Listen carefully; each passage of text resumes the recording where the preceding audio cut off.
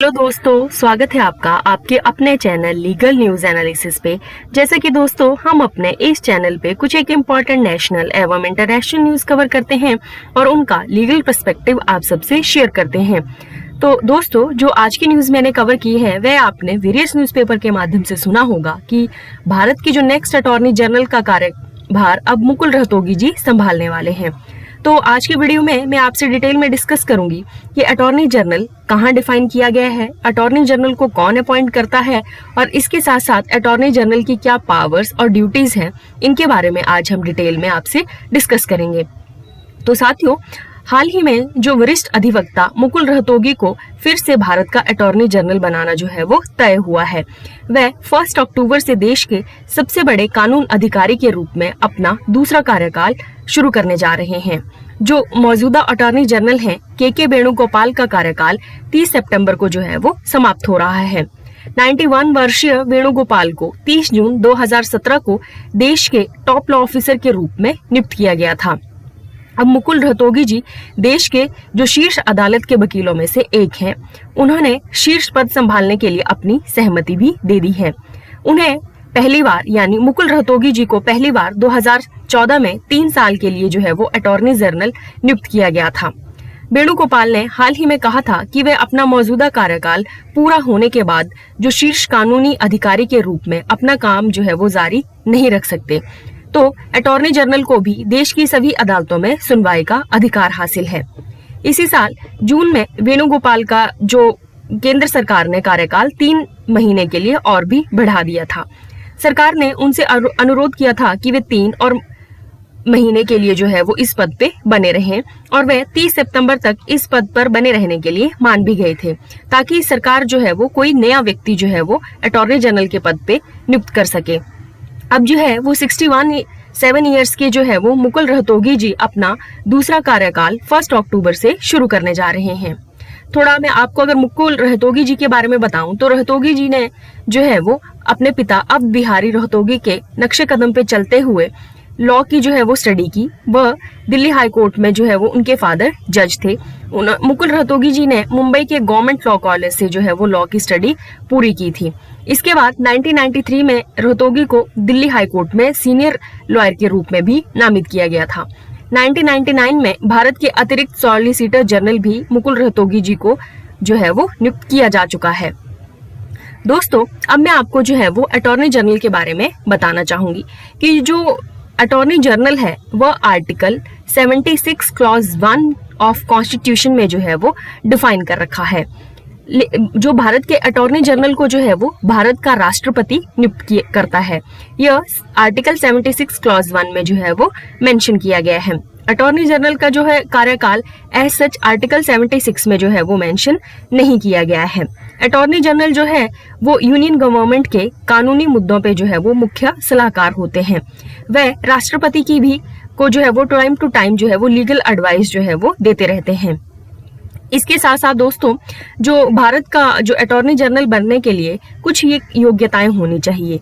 या तो जो पर्सन है वो सुप्रीम कोर्ट का जज बनने के लिए जो है वो जो भी योग्यताएं हैं उन्हें रखता हो, या वह किसी भी हाई कोर्ट में 5 साल तक जो है वो जज रह चुके हों, या 10 साल तक जो है वो वकालत का कार्य कर चुके हों। इसके अलावा वह राष्ट्रपति की नजर में एक डिस्टिंग्विश्ड ज्यूरिस्ट होने चाहिए। अटॉर्नी जनरल बनने के लिए ये एक इम्पॉर्टेंट कंडीशन है कि व्यक्ति जो है वो भारत का ही नागरिक होना चाहिए। इसके साथ साथ दोस्तों जैसे कि मैंने आपसे पहले डिस्कस किया कि अटॉर्नी जनरल की जो नियुक्ति है वो भारत के राष्ट्रपति द्वारा की जाती है। अब जो नेक्स्ट क्वेश्चन आपके दिमाग में उठ रहा होगा कि अटॉर्नी जनरल की जो है वो टर्म्स कितनी हैं। जैसे कि हर एक जो कॉन्स्टिट्यूशन में एक टर्म्स जो है वो हर एक पद पे जो है वो डिफाइन कर रखी हैं, लेकिन एज सच अटॉर्नी जनरल के पद के लिए कोई भी टर्म्स जो है वो हमारे कॉन्स्टिट्यूशन में डिफाइन नहीं कर रखी हैं। लेकिन इसके साथ साथ कॉन्स्टिट्यूशन में ये डिफाइन कर रखा है कि अटॉर्नी जनरल को जो है वो उनके पद से जो है राष्ट्रपति द्वारा हटाया जा सकता है। इसके अलावा वह राष्ट्रपति को भी अपना इस्तीफा सौंप सकते हैं। और जैसे ही जो है वो भारत के राष्ट्रपति अटॉर्नी जनरल को जो है वो मंत्री परिषद की सलाह पर नियुक्त करते हैं, तो जब भारत में जो मंत्री परिषद है वह या तो रिप्लेस या तो डिसॉल्व होती है, तो अटॉर्नी जनरल को भी उनके पद से हटा दिया जाता है। अब जो नेक्स्ट है कि जो भारत के अटॉर्नी जनरल है उनका मेन रोल क्या है, यानी उनके मेन कार्य क्या हैं। तो यह भारत के लॉ ऑफिसर अधिकारी के रूप में उनकी प्रमुख भूमिकाएं रहती हैं। वह राष्ट्रपति द्वारा जितने भी संदर्भित कानूनी मुद्दों पर केंद्र सरकार को जो है वो अपनी सलाह देते हैं। वह कानूनी सलाहकार के अन्य सभी कर्तव्यों का पालन करता है जो राष्ट्रपति द्वारा उन्हें दी जाती है। वह किसी भी कानून या संविधान द्वारा उन्हें प्रदान किए गए जितने भी कार्य हैं उनका निर्वहन करता है।